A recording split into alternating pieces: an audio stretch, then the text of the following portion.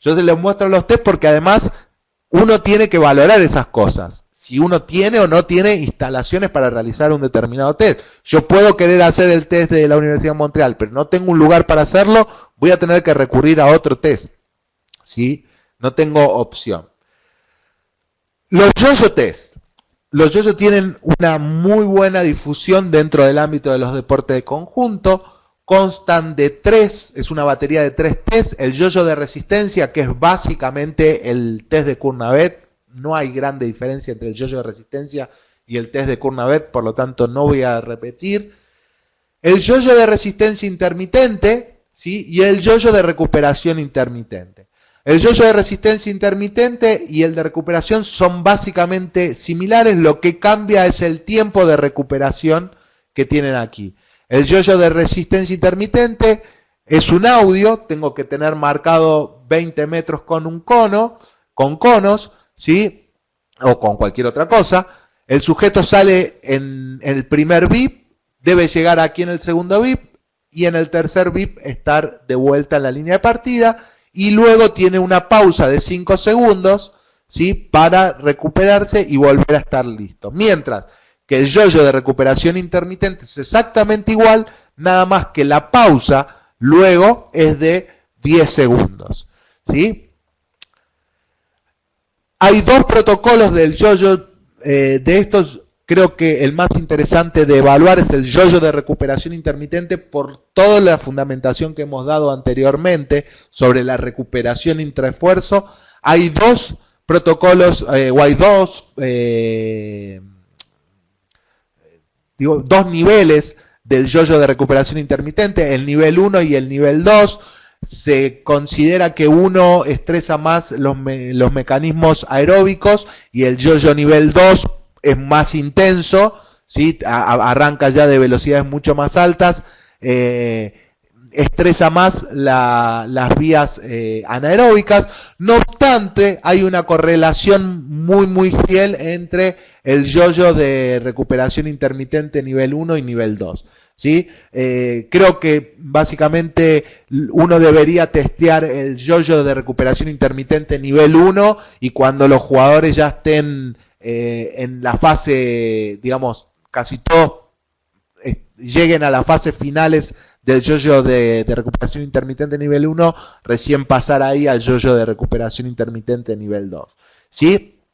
No tiene una buena correlación, o es moderada la correlación con el consumo de oxígeno, ¿sí? Con la correlación está entre 0,70 para el yo-yo nivel 1 de recuperación intermitente. Ahora voy a decir yo-yo nivel 1 y nivel 2, me estoy haciendo referencia al yo-yo de recuperación intermitente, ¿ok? La correlación es de 0,70 para el nivel 1 y de 0,58, más baja para el nivel 2, ¿sí? Quiere decir que sujetos con el mismo consumo de oxígeno pueden tener, ¿sí? Rendimientos muy diferentes en el yo-yo, por lo cual no utilizaría el yo-yo para estimar el consumo máximo de oxígeno de ninguna manera porque el error es muy grande. Si una correlación de 0,70 implica un coeficiente de determinación de 0,49, quiere decir que menos del 50% de la varianza en el yo-yo, en el VO2 max explicaría el rendimiento en el yo-yo, ¿sí? Es decir, no sería un test o no utilizaría la ecuación directamente para estimar. Las tienen, están aquí, la tienen en el apunte, las ecuaciones para estimar el consumo de oxígeno a partir del yo-yo, pero personalmente creo que no es una buena idea hacerlo, no van a tener una buena estimación y va a ser un dato que no les va a ser de utilidad para absolutamente nada, ¿sí?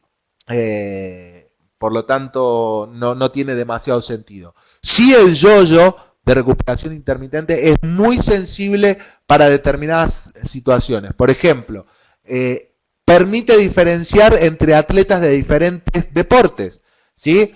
Deportes como el fútbol, el rugby, el que está en rojo, ¿sí? Cricket, que está incluido, otros deportes, tienen diferentes rendimientos en el yo-yo, ¿sí? De recuperación intermitente, pero además fíjense en esto, que es lo más importante, hay diferencias marcadas en el rendimiento en el yo-yo de acuerdo al calibre del atleta, ¿sí? O sea, los atletas de elite tienen rendimientos en el yo-yo mucho mayores que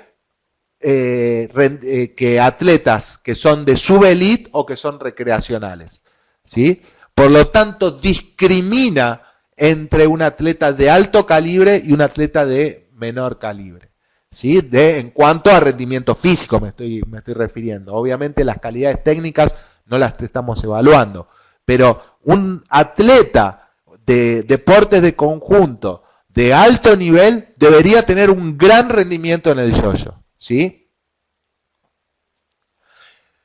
Sí tiene que ver, pero obviamente vos no vas, por eso si vos te fijás, el rendimiento en el yo-yo, aquí, compara el rugby que está en rojo, ¿sí? Y compara el fútbol que está en gris oscuro. Inclusive si te fijas, los jugadores de rugby que se han evaluado aquí tienen menor rendimiento que los referees o los árbitros de fútbol, ¿sí? Y probablemente tenga que ver con eso, con el peso corporal, la gran masa corporal en las acciones de arranque y frenados, ¿sí? Que generan un estrés mucho mayor y por lo tanto una fatiga prematura en comparación con atletas más livianos. Sí, sí.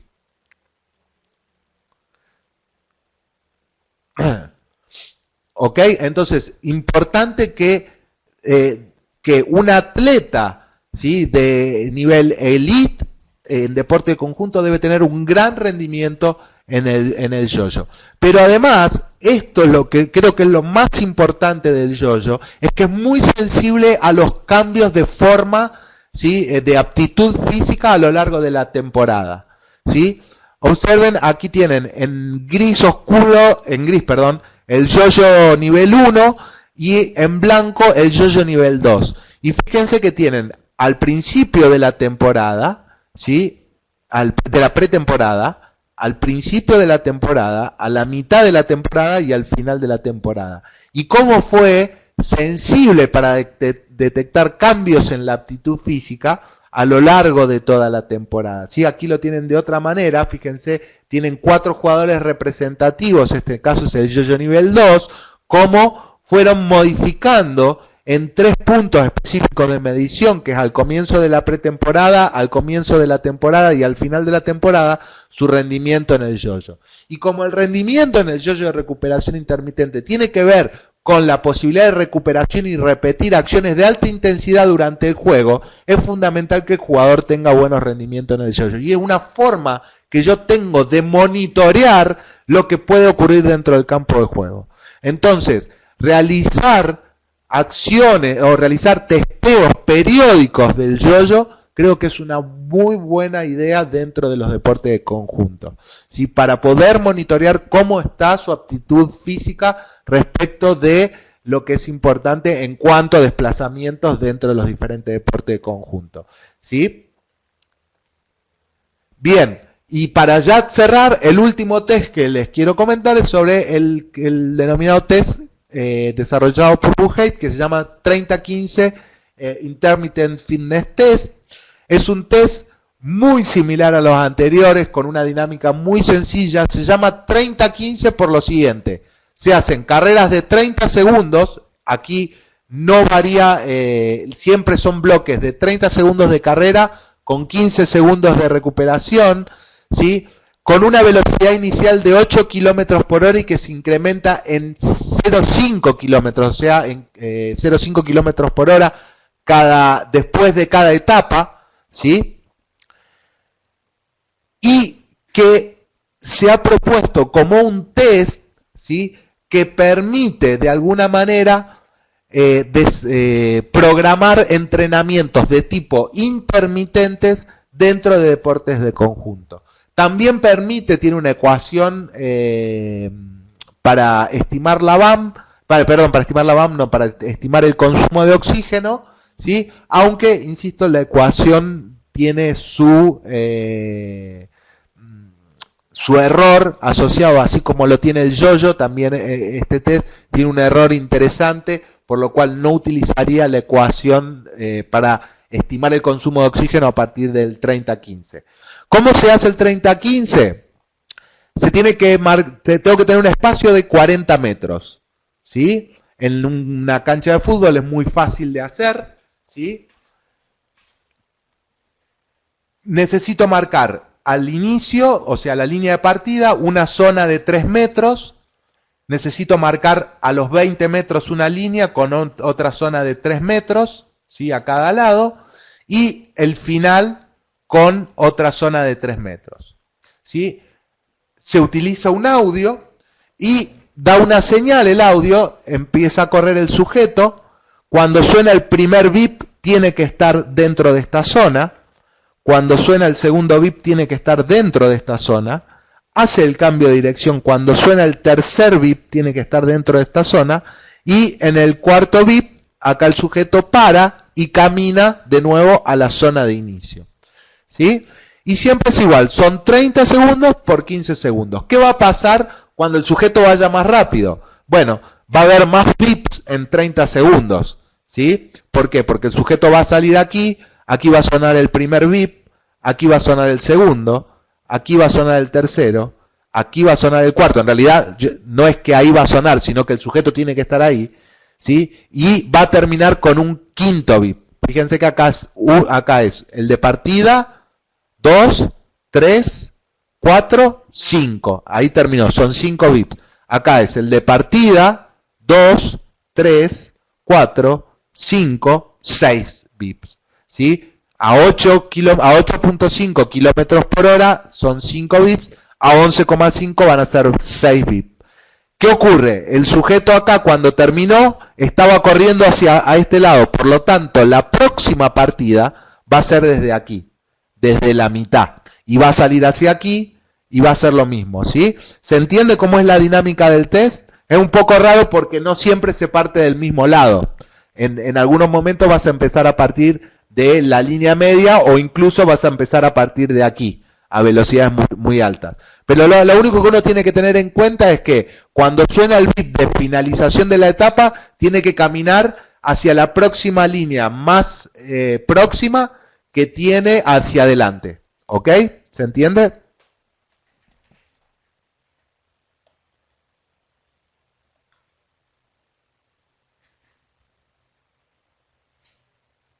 Ok.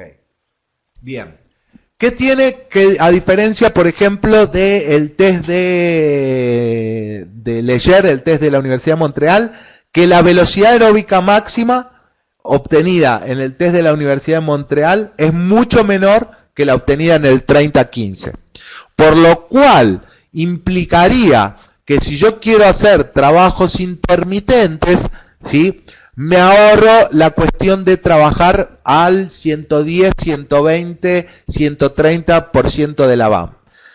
¿Cuál es la diferencia teórica entre usar el 30-15 y el test de la Universidad de Montreal?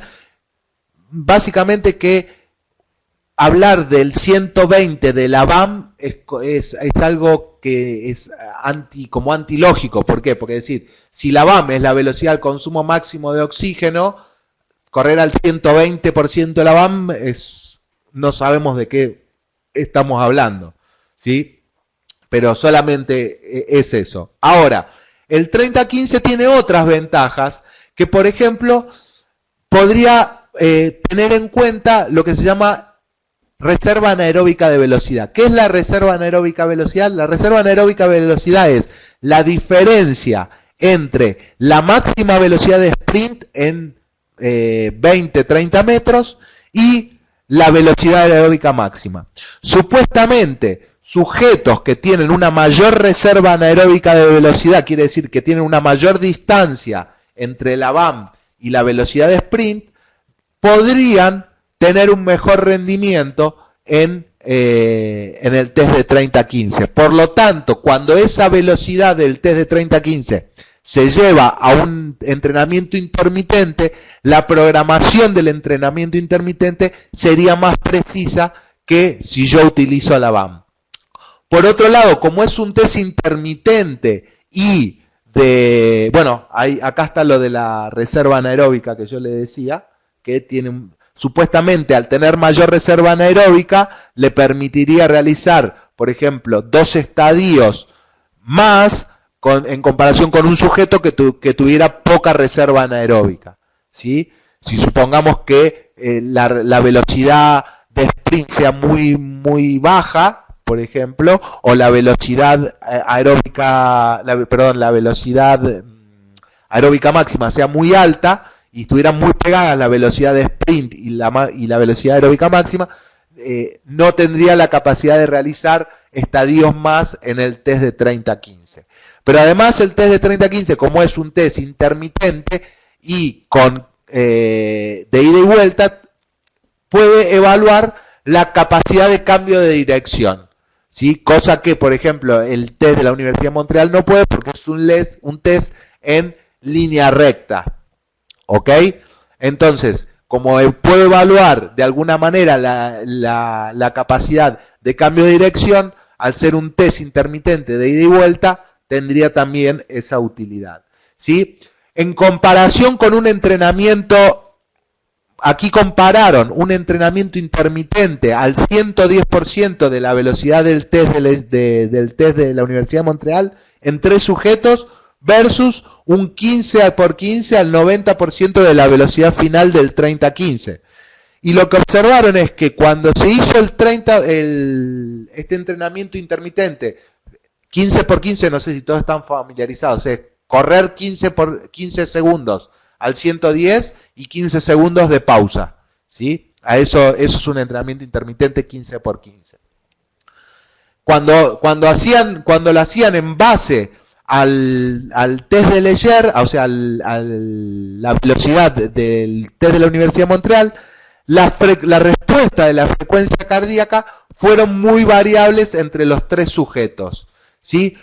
Pero como el test de 30-15 evalúa o tiene en cuenta la reserva anaeróbica de velocidad y el cambio de dirección, las respuestas de los 3 sujetos frente al test a la velocidad, al 95% de la velocidad del 30-15, fueron similares.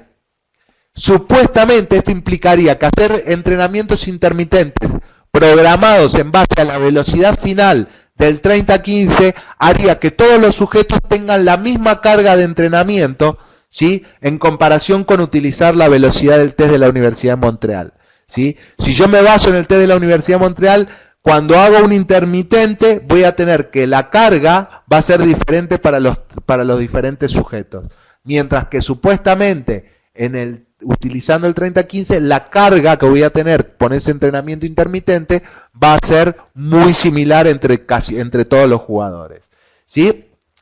Y otra ventaja es que se han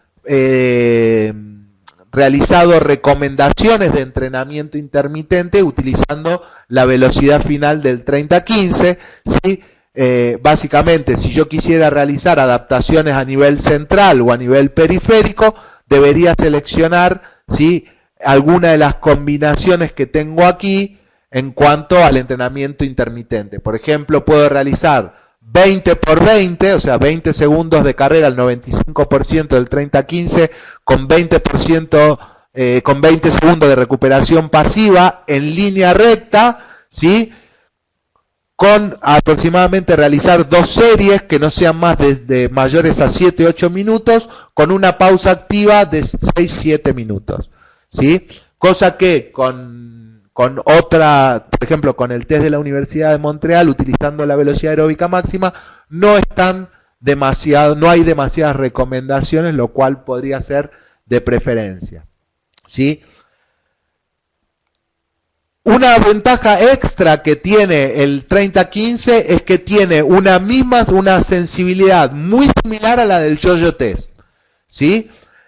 Si bien los test miden cosas diferentes, tienen una sensibilidad casi igual ante los cambios de aptitud física. De hecho, hay una correlación muy alta entre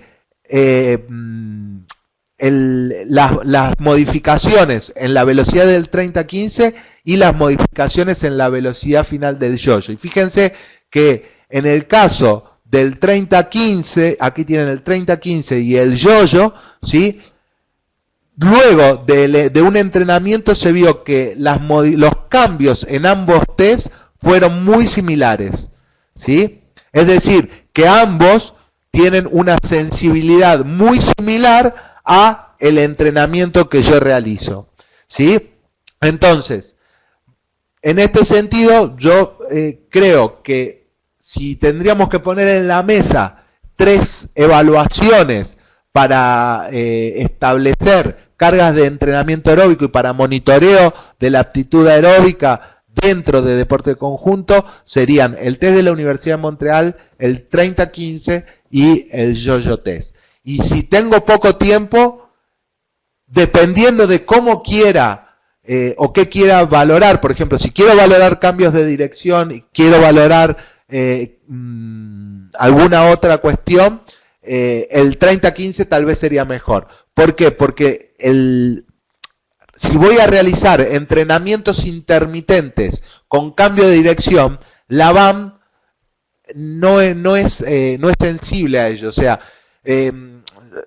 yo he hecho un trabajo donde tomábamos la BAM en línea recta, ¿sí? Con el test le estimábamos la BAM con el test de la Universidad de Montreal, y luego hacíamos entrenamientos intermitentes con cambio de dirección. Y la mayoría, sobre todo aquellos sujetos que tuvieron velocidades aeróbicas más altas, no llegaban a completar la distancia durante el entrenamiento intermitente. ¿Por qué? Porque le habíamos metido cambio de dirección.